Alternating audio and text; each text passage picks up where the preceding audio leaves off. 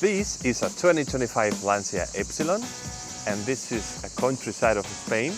And today we're going to be driving and doing kind of an overview and first impressions on this Lancia Ypsilon. So why don't we start with the most important thing, which is going to be, of course, the engine. So some information about it is that this is a 1.2 turbocharged engine, Stellantis. So yes, it is the famous PureTech engine. The engine is quite hot already.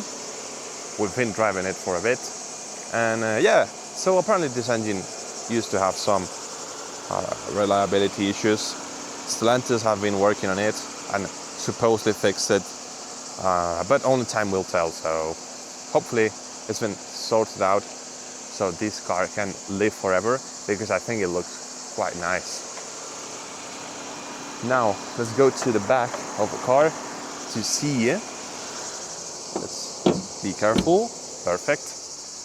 The trunk space, which is around 300 liters of storage, so it's fine for a car of this size. As you can see, also the rear end with this circle LED lights looks kind of good. I kind of like it. There you can see Lancia and Ypsilon. Again, you have back seats here, which are not super big, especially for a guy like me. I'm quite tall at 6'5", so I do fit barely, but yeah, you can do, I guess, small trips in the back of there. Now let's hop in the car to take a look at the car from inside. We can see quite a good design.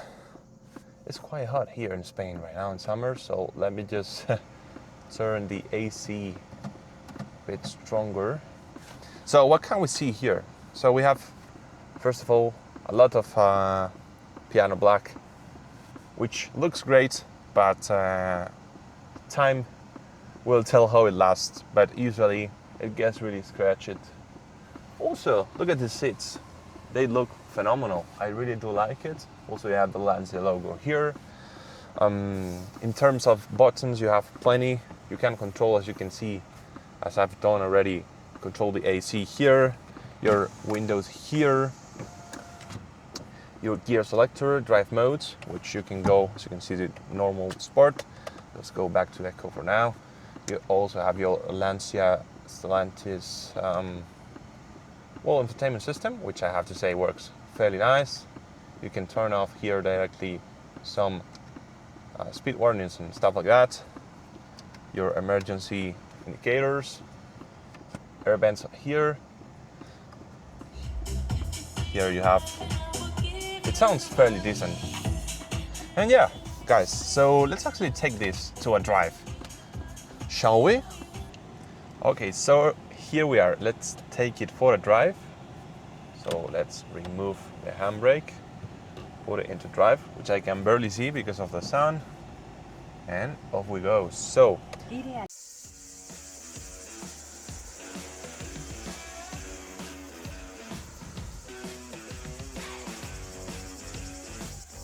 right, so let's switch to sport mode now. Alright, we're in sport and also in manual, because why not? After all, if you set the car in manual, it will still do the gear shifts for you. So if you push it above, I'm not sure about the number, but around 6,000 RPMs, it will automatically switch up. So yes, for you to know. So we can also, of course, shift with the paddle shifter. And we are in fourth. But yeah, let's talk about the driving experience of this car. I've been driving it for a bit. So let's first talk about the fuel consumption.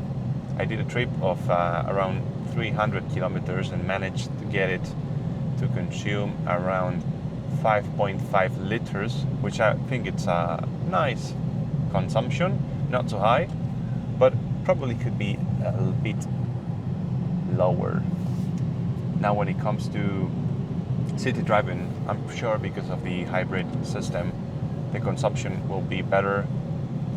But yeah, nothing that important. Now, when it comes to driving in the twisties and in these kinds of roads, the car feels fast enough for what it is. The suspension is a bit soft, but of course we are not talking about a sports car here. So for the public that's going to be interested in buying this car, I think it's nice. So it's soft, it goes with the road fairly good, and overall I think it's a nice driving experience. I'm not a big fan of how the RPMs are shown here, although I like the cleanness of the interface. The RPMs are a bit, I don't know, there's just like a straight line and you get to see the RPMs that way, but it's not clear. I guess this car is not thought to be driven taking a look at the RPMs all the time, definitely. I do like that all the buttons here are real buttons to control the AC. And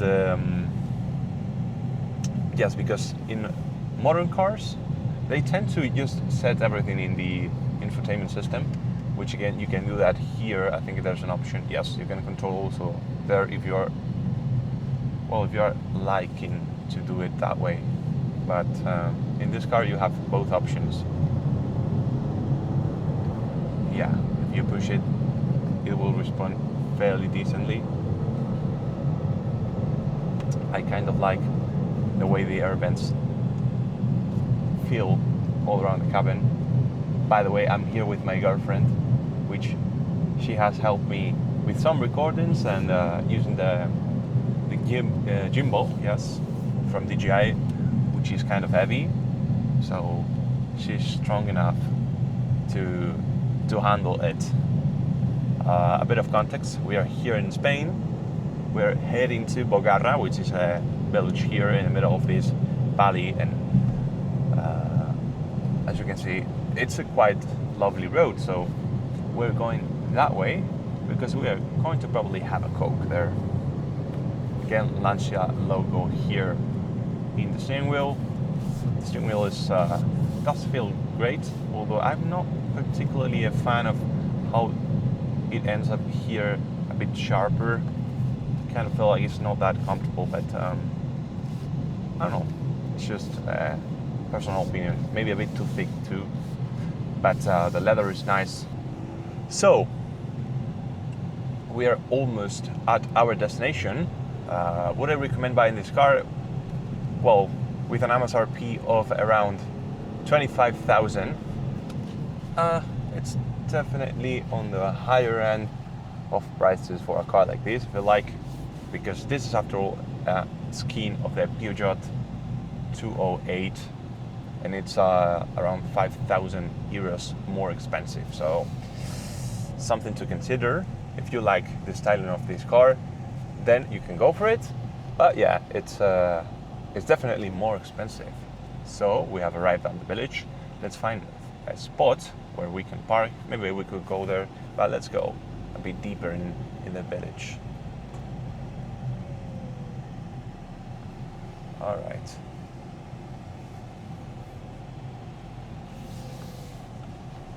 I do like how the map is shown here in the digital dash. It's great. You know what? I think I'm going to park it here. Yeah. We should be alright. Let's be careful. And reverse now. Reverse. I barely see the signs. Okay. Let's use the cameras, which are really useful in these situations. Okay guys, this is it for the video. So if you like this type of content, consider subscribing and liking the video, and see you on the next one.